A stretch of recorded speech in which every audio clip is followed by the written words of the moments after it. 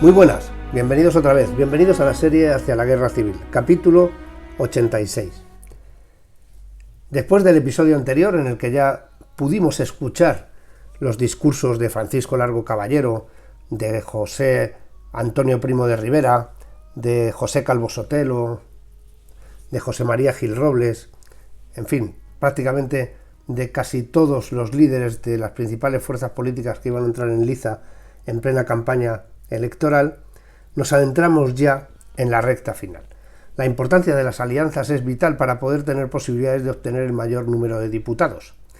El sistema de grandes circunscripciones que se hizo modificando la ley electoral de 1907, una ley del presidente del Consejo de Ministros, que era en aquel momento Antonio Maura, precisamente el padre de Miguel Maura, uno de los líderes de las fuerzas políticas que se van a enfrentar en estas elecciones de 1936, se había modificado para que en lugar de haber 321 pequeños distritos electorales, algo que evidentemente facilitaba el caciquismo, porque eran distritos del tamaño de un partido judicial, imagínense por ejemplo Cazalla de la Sierra, con los pueblos que tienen alrededor, era un distrito electoral y se elegía tan solo un diputado. Luego, si el diputado era alguien con mucha influencia en la zona, tenía muchísimas posibilidades de ser elegido por razones obvias, ¿no? Eso era lo que se denominaba caciquismo, que hemos explicado en numerosas ocasiones a lo largo de estos vídeos. Se optó en la República no en modificar específicamente la ley, pero sí en crear grandes circunscripciones para evitar este sistema caciquil en el que se había apoyado el régimen de la Restauración desde 1876 hasta 1923, fecha en la que el golpe de Estado de Miguel Primo de Rivera interrumpió los procesos electorales hasta las elecciones municipales del 12 de abril de 1931. De ese modo se va a apostar por distritos de una provincia. Luego, en cada provincia había una circunscripción, o mejor dicho, cada circunscripción tenía un nivel de provincia. Además de las 50 provincias que formaban entonces España, las grandes ciudades tenían un distrito electoral específico. Madrid, Barcelona, Valencia, Bilbao, Sevilla y Zaragoza eran circunscripciones independientes como ciudad, además de como provincia. El sistema electoral premiaba mucho a la lista más votada, de modo que se perdía por completo la proporcionalidad. Esto es muy importante para entender muchas de las teorías conspiratorias que rodean las elecciones de 1936. Se había propuesto una nueva ley electoral, pero si ustedes recuerdan, no se habían finalizado los trámites para su aprobación, habida cuenta de que la fractura entre los gobiernos del bloque gubernamental, entre los partidos que formaban este bloque gubernamental, lo impidió. Existía lo que se llamaba el voto múltiple limitado, de modo que cuando el votante llegaba al colegio electoral, veía las diferentes listas de los candidatos y podía elegir un número de ellos en función de los que se iban a postular como diputados. Por ejemplo, en la ciudad de Madrid se elegían 17 diputados. Cada votante podía votar por 13 de ellos. En Barcelona ciudad se elegían 20. Cada votante podía elegir 16. En León había 9 y cada votante podía elegir a 7. Había distritos de 20, como la ciudad de Barcelona, que era el más grande en esos momentos de España, o de tan solo uno, como las ciudades de Ceuta y Melilla. Cada elector no podía repetir a nadie de la lista. Luego, en Madrid yo podía elegir 13 candidatos y estos podían ser de cualquier fuerza política. Lo normal es que si yo quería votar al Frente Popular, eligiera los 13 candidatos del Frente Popular. Los partidos o coaliciones presentaban por circunscripción una lista con el número de candidatos que podía elegirse. Luego el Frente Popular en Madrid presentaba 13 diputados. El Frente Popular en Madrid presentaba 13 candidatos a ser diputados. Los escaños se repartían entre las listas más votadas. Los que alcanzaban la mayoría recibían, en el caso de Madrid, 13 escaños y el partido siguiente con más votos obtenía 4. El resto de las formaciones políticas quedaban sin representación. Pongamos un ejemplo. Ya sé que esto parece un poco complicado, pero yo creo que lo vamos a entender viendo, por ejemplo, la circunscripción de la provincia de Córdoba. Allí se elegían 13 diputados. Cada elector podía votar por 10 candidatos y la mayoría recibía 10 escaños. La siguiente lista, 3. En Córdoba, en 1936, votaron 117.065 personas. Los candidatos del Frente Popular tenían más o menos unos 58.000 votos, unos 58.200, otros 58.100, pero había poca variación. Los candidatos de la lista contrarrevolucionaria, que eran los monárquicos y la CEDA, obtuvieron unos 42.000 votos cada candidato. Fíjense que hay una diferencia de aproximadamente 16.000 votos entre los candidatos del Frente Popular y los candidatos de la CEDA. Bien, pues la proporción de diputados era: obtenían acta los 10 del Frente Revolucionario, que era como se llamaba el Frente Popular en la provincia de Córdoba, porque en cada provincia van a adoptar unos nombres diferentes, y de la lista contrarrevolucionaria, los 3 más votados de esa lista de 10 obtenían acta de diputado.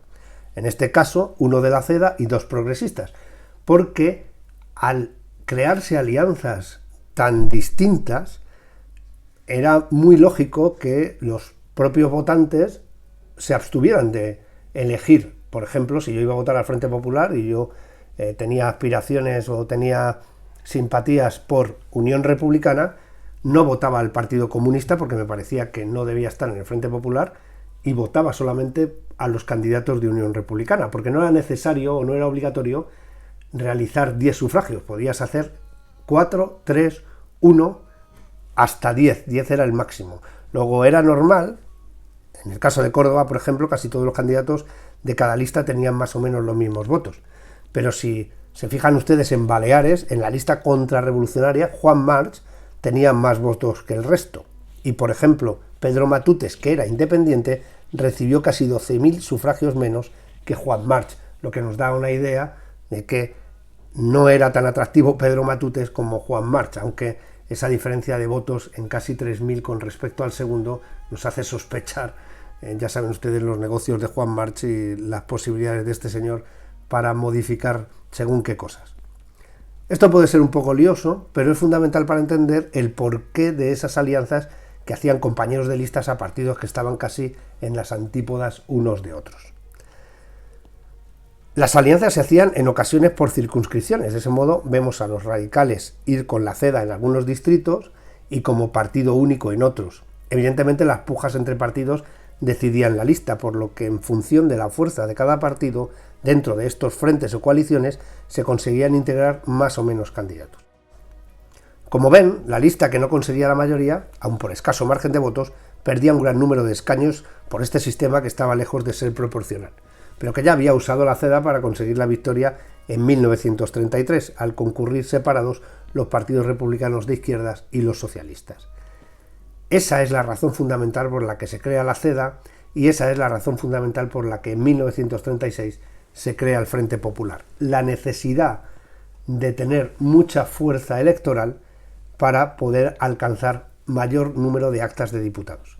La CEDA, los agrarios, los monárquicos o el partido de Melquiades Álvarez tenían marcadas diferencias entre ellos, por lo que las negociaciones se hacían muy difíciles.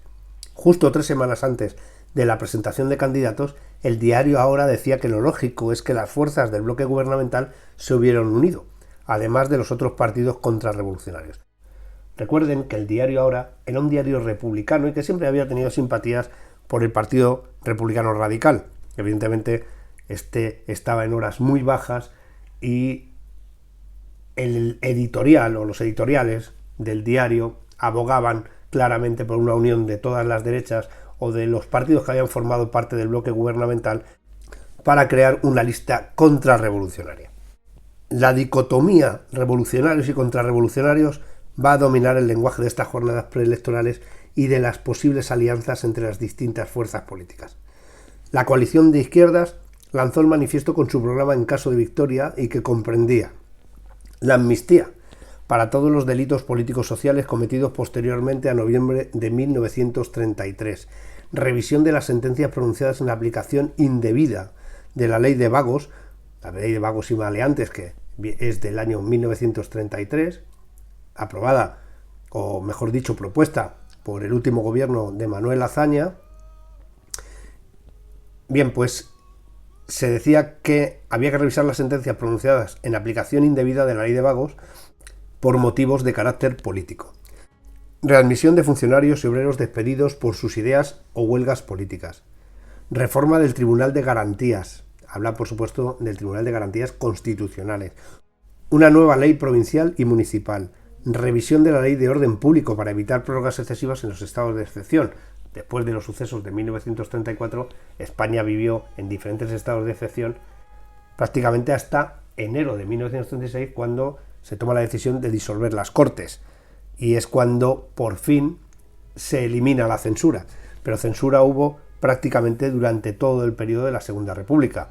Desde la Ley de Defensa de la República, en la que se empiezan cerrando diarios como ABC o El Debate, ya en el mes de mayo, junio de 1931, hasta enero de 1936, prácticamente todo el periodo republicano hubo limitaciones o pérdidas de garantías constitucionales, bien en todo el territorio nacional o en diferentes regiones o provincias. Se pedía investigación de responsabilidades concretas por violencia de agentes de la fuerza pública bajo mando de los gobiernos reaccionarios.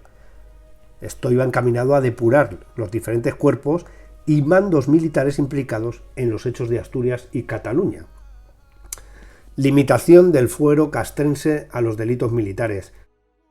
Ya saben que si había un estado de excepción, el estado de guerra, el estado de alarma, etc., era el fuero militar o la jurisdicción militar la que juzgaba todos los delitos cometidos durante ese estado. Esto implicaba, evidentemente, en que a veces delitos menores terminaban en consejos de guerra y regidos por el Código Penal militar. Depuración de las responsabilidades individuales en caso de violencia a los agentes de la fuerza pública.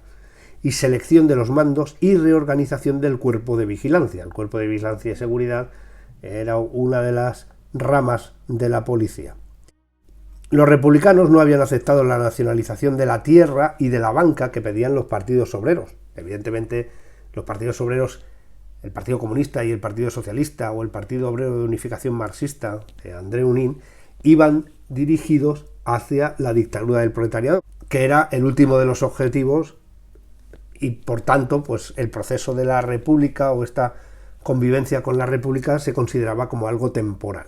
Entonces, siempre trataban de conseguir los mayores logros en esa dirección, y la nacionalización de la tierra y de la banca, evidentemente, eran líneas que los partidos republicanos burgueses, partidos republicanos de izquierda, pero que evidentemente defendían a la burguesía, no podían sobrepasar.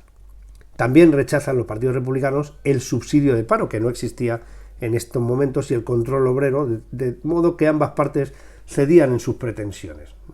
Al menos los partidos obreros habían conseguido la amnistía, que ellos consideraban fundamental, y los partidos republicanos habían conseguido detener las aspiraciones de transformación de la república, de una república burguesa a una república de corte mucho más socialista.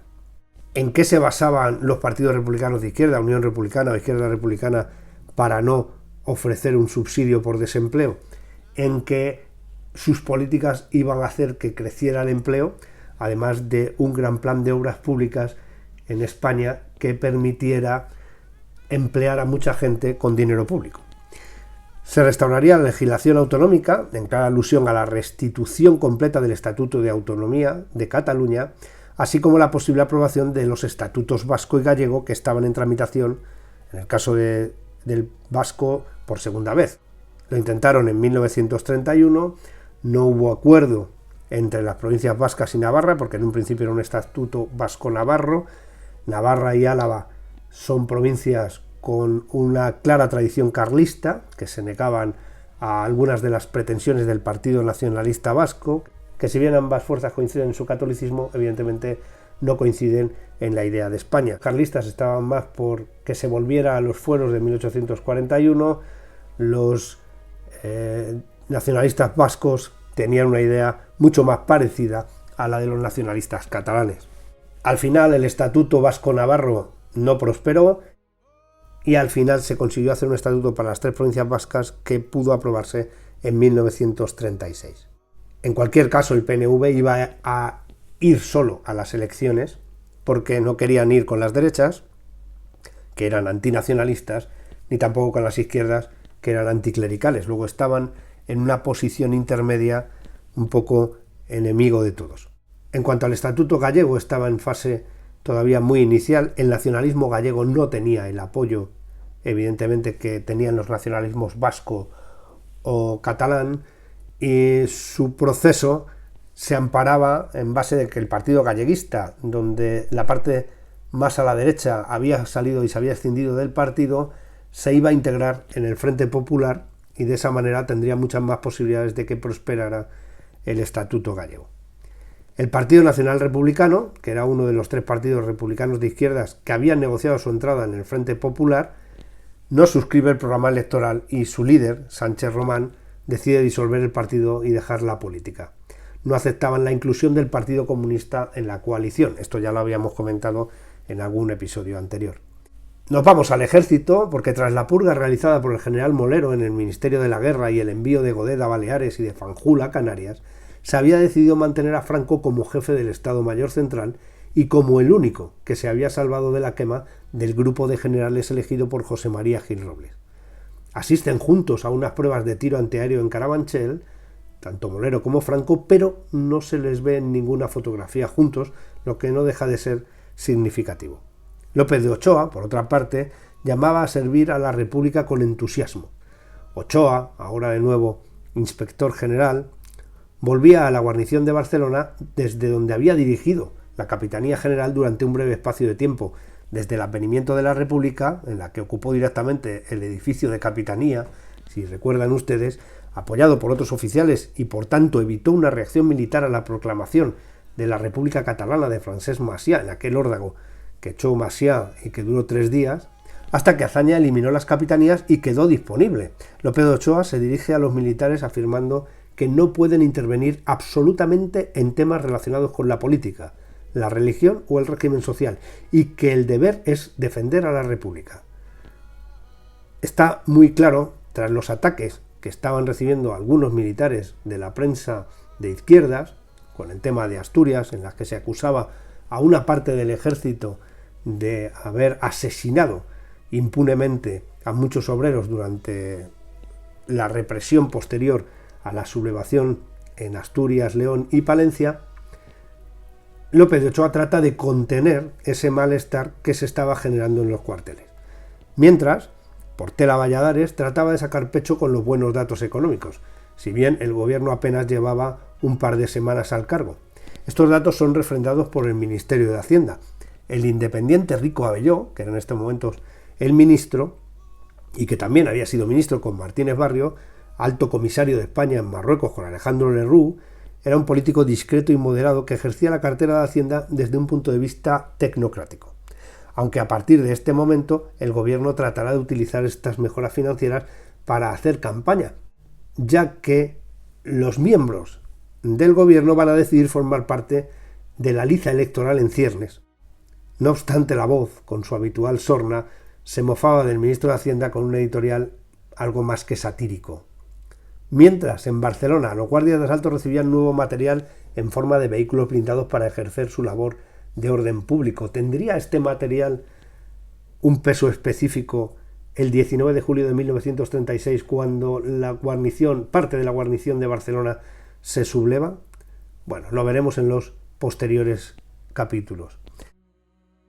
El diario El Libertad continúa con su retórica contra las derechas y el empleo del término guerra civil, que ya hemos visto no solo en la prensa, sino también en boca de los candidatos durante los distintos mítines de las diferentes fuerzas políticas. El lenguaje es cada vez más cargado de predicciones catastróficas, como que se darán asesinatos de obreros si ganan las derechas, y términos por el estilo. Lo cierto es que la prensa de derechas hacía exactamente lo mismo, pero en otra dirección. Realmente en la campaña se producen algunos actos violentos que acaban en detenciones y a veces en intercambios de disparos con bajas entre la fuerza pública y los manifestantes. Se vuelve a recurrir al tema del ejército que se ha puesto en la picota, incluso tras la declaración de intenciones del Frente Popular. ¿Qué responsabilidades habrían de dirimirse? ¿Las del general Franco, que auxilió al ministro en 1934? ¿Al ministro Diego Hidalgo, recuerden ustedes? ¿Las de López de Ochoa, que dirigía a las tropas sobre el terreno? ¿Las del general Batet, que dirigió también la represión contra el gobierno de la Generalitat que se había sublevado en Cataluña? ¿Pasarían de héroes a villanos en tan solo un cambio de gobierno? Los dos habían sido condecorados, hablo de López de Ochoa y de Batet, como héroes de la República. En los mítines asistía un delegado de la autoridad que vigilaba el contenido de los discursos y procedía incluso a la detención del orador en caso de que éste se excediera en los ataques a la fuerza política rival. Así vemos ejemplos de este tipo, sobre todo en los actos de provincias, y se daban contra todos los partidos políticos, fueran estos de derechas o de izquierdas. Los republicanos pedían lealtad a los partidos obreros si se ganaban las elecciones, y Largo Caballero justificaba la coalición electoral por conseguir la amnistía y la lucha contra el fascismo. Esta última parte, si recuerdan ustedes, era la premisa del 7º Congreso de la Comintern que analizamos en el capítulo específico en el que hablamos de este congreso y de la importancia, porque es donde se generan los frentes populares. Un frente popular que ya había triunfado en Francia y que tenía ahora su espejo o su reflejo en España.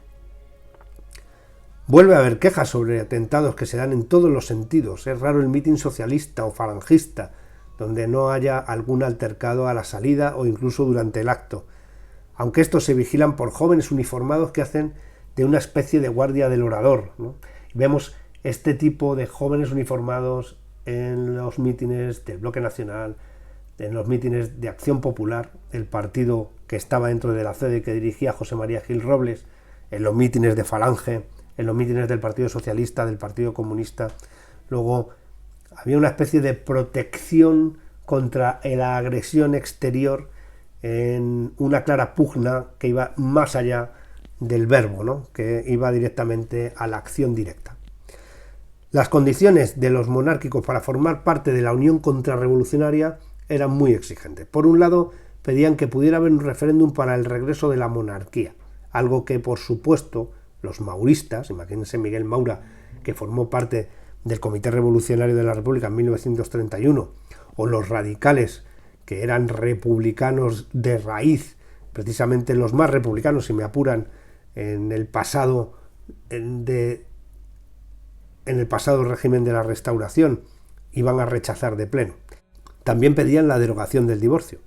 Luego ahí había líneas que muchos de los partidos que podían ir en ese bloque no querían traspasar. Igual que los comunistas y el propio Azaña se habían puesto de acuerdo desde posturas tan distantes, Gil Robles pretendía que pudieran unirse republicanos radicales y carlistas. Eso sí, no quería comprometerse con nada que tuviera que ver con decisiones posteriores a las elecciones. La idea de Gil Robles era: hacemos una coalición para conseguir actas de diputados y una vez que tengamos la mayoría vamos a ver cómo gobernamos. Pero no generar un programa o comprometerse directamente con algunas de estas decisiones que evidentemente iban a crear una gran controversia dentro de la misma coalición electoral. En Barcelona también se forma el bloque contrarrevolucionario, en este caso liderado por la Lliga de Cataluña de Cambó. En esa lista volvía Alejandro Lerroux, fíjense. Barcelona siempre había sido su feudo y curiosamente iría en las mismas listas que Cambó. Años atrás Lerroux sufrió un atentado de partidarios de Cambó y Cambó otro de partidarios de Lerroux, pero de eso hacía 30 años. Cómo habían cambiado las cosas en España. Continúan los juicios por los sucesos revolucionarios, como siempre en forma de consejo de guerra y auspiciados por un tribunal militar que debía juzgar, en este caso, a 172 acusados en Éibar. La apuesta por el supuesto referéndum entre monarquía y república, algo que se había hecho en Grecia con el regreso de la monarquía, escandaliza a los republicanos de izquierdas que tildan la situación como gravísima. La idea del bloque nacional, liderado por Calvo Sotelo, era que la república había venido tras unas elecciones municipales y que era justo que se dejara elegir al pueblo el sistema de gobierno en un referéndum específico para tal fin. En el reparto de candidatos del Frente Popular se asignan 166 para los republicanos y 139 para los partidos obreros. Faltaban aún por decidir la composición en Cataluña, que, con la presencia de la Esquerra Republicana de Cataluña, tenía una geometría completamente diferente. Por fin, el gobierno enseña sus cartas y anuncia que se presentará a las elecciones. No era una sorpresa, esta candidatura apoyada por Niceto Alcalá Zamora, aunque no lo haría públicamente, trataba de presentar una opción centrista ante la polarización que había adquirido la política nacional. Aquí ya no estamos hablando de programas electorales ni estamos hablando de diferentes opciones. Está claro que hablamos solamente de elegir entre izquierdas o derechas, y todo lo que no estuviera en esos dos bloques no tenía ninguna posibilidad de conseguir un acta de diputado. La simbología de las elecciones se aprecia no solamente en los carteles electorales, también en la puesta en escena de los mítines. Así vemos actos del Frente Popular presididos por la fotografía de Ernst Thälmann, líder del Partido Comunista de Alemania, que se encontraba encarcelado. Fue detenido en marzo de 1933 por la Gestapo y ya nunca saldría de prisión, murió fusilado en 1944. Por otra parte, la simbología exhibida por la Falange, con el yugo y el haz de flechas de los Reyes Católicos, y la bandera rojinegra inspirada en el anarquismo, así como la camisa azul de los obreros mecánicos. En los actos falangistas participaban sobre todo sus dos principales líderes, José Antonio Primo de Rivera y el comandante de artillería, Ruiz de Alda. Gil Robles continúa con sus contactos tratando de crear una coalición que contrarreste el Frente Popular.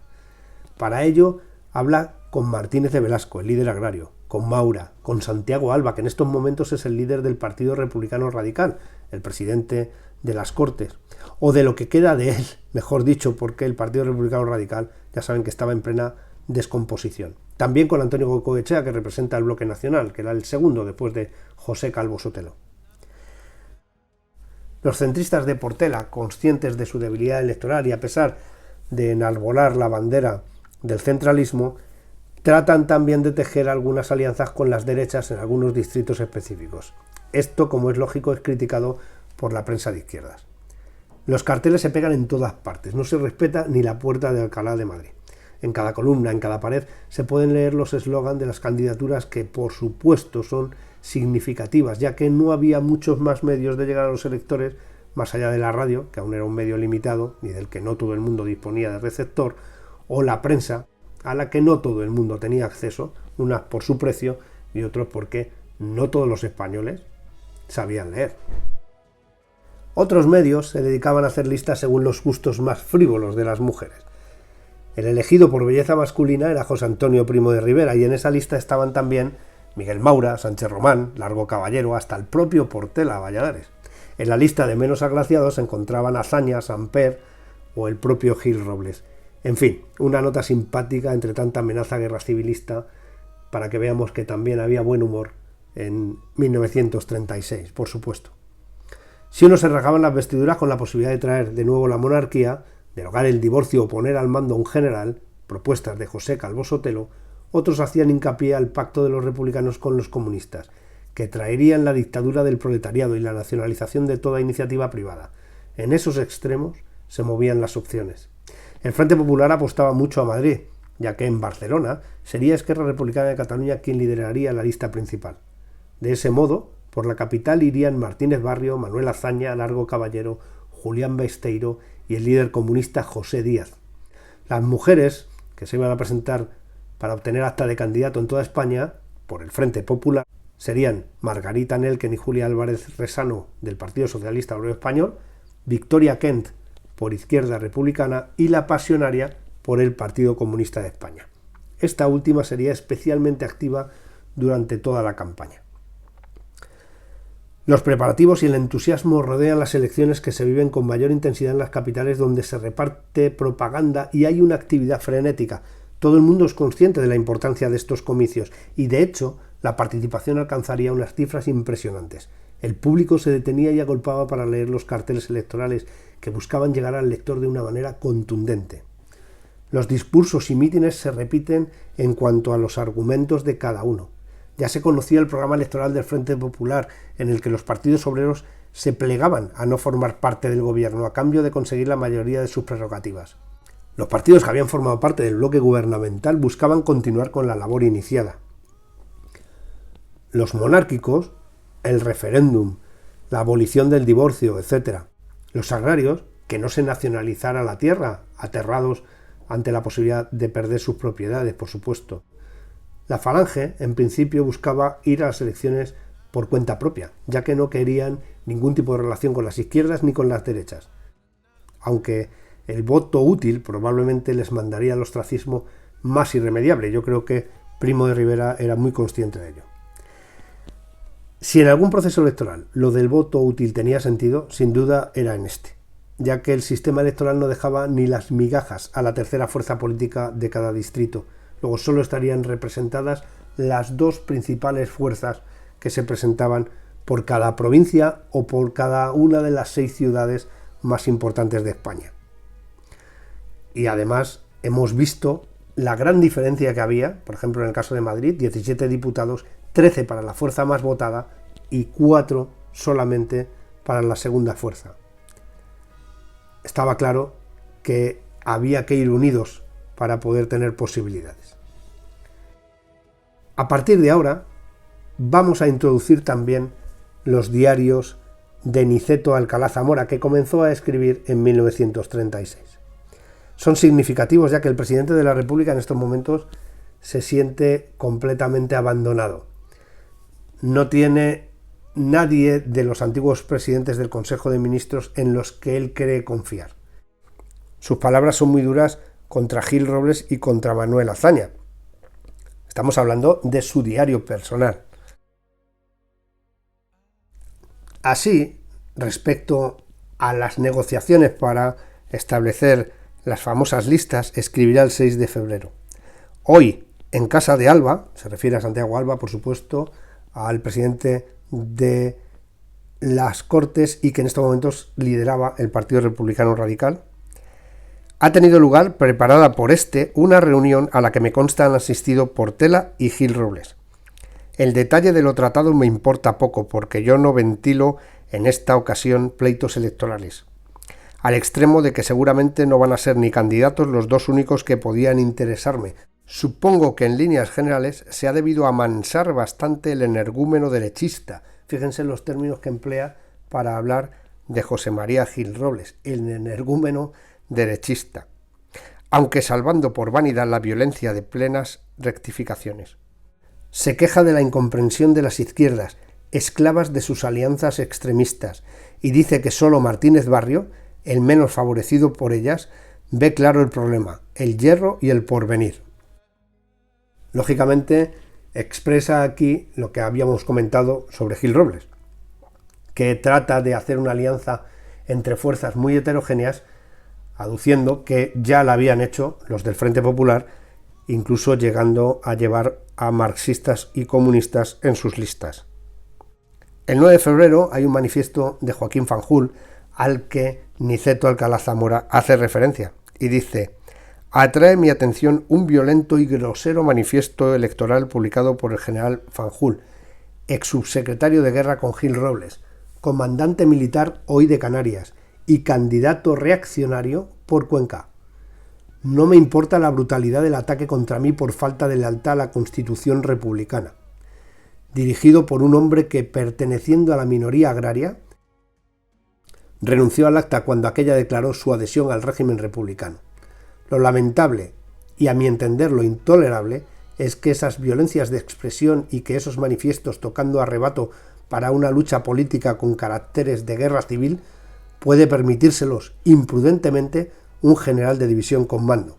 En este caso, Alcalá Zamora habla de la intervención en política de forma muy activa, porque claro, estamos ante un general de división, que es en estos momentos comandante general de Canarias, que se va a presentar a las elecciones. De hecho, el propio Franco, y lo veremos en el próximo capítulo o dentro de un par de ellos, llegaría a presentarse también a las elecciones. Estamos hablando de un general que está en activo y que tiene el mando, en este caso, de todas las unidades militares dentro de las Islas Canarias. Un general, Joaquín Fanjul, que como saben había formado parte del Partido Agrario y como vimos en capítulos también anteriores, había dejado el partido una vez que Martínez de Velasco, el líder del partido, había decidido con la adhesión al régimen republicano. Las declaraciones de Joaquín Fanjul, que creo que son muy importantes y significativas, realizadas el 8 de febrero de 1936, justo unos días antes precisamente de las famosas elecciones, nos demuestran la intervención directa de muchos de los militares en la política, a pesar de las palabras de Eduardo López de Ochoa. Había una parte de militares, evidentemente, que pedían el no intervenir y había otra parte de militares que intervenían directamente en ella. Hemos visto a Joaquín Fanjul desde el punto de vista de las derechas, pero no olvidemos a Pérez Farrás, comandante jefe de los Mossos de Escuadra, que llega a participar en la sublevación en Cataluña en 1934, que en estos momentos además todavía está en prisión, había sido condenado a muerte, después indultada la pena o sustituida por la de 30 años de prisión, y en estos momentos se encuentra en huelga de hambre. O el capitán Escofet, que está en la misma situación que Pérez Farrás, incluso el teniente coronel jefe de los guardias de asalto de Barcelona. Teniente coronel, por supuesto, militar, porque todos los oficiales de los guardias de asalto eran de procedencia militar. Luego, hay una intervención muy directa en la política por parte de los militares. Pero este manifiesto lo analizaremos en el siguiente episodio porque nos hemos quedado sin tiempo. Muchas gracias por ver los vídeos, muchas gracias por estar ahí, por darle al me gusta, por su apoyo, por su comprensión también, y nos vemos en el siguiente. Gracias.